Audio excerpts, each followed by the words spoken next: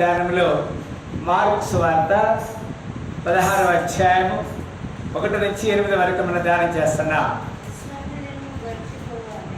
విశ్రాంతి దినము గడిచిపోగానే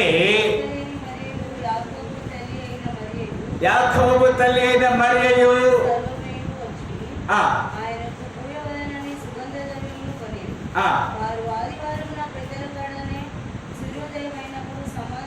వారు ఆదివారమున పెద్దల కడ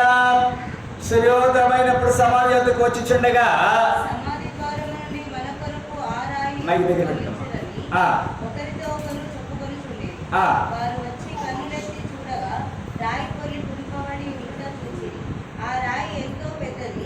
అప్పుడు వారు సమాధిలో ప్రవేశించి తెల్లని నిల్వంగి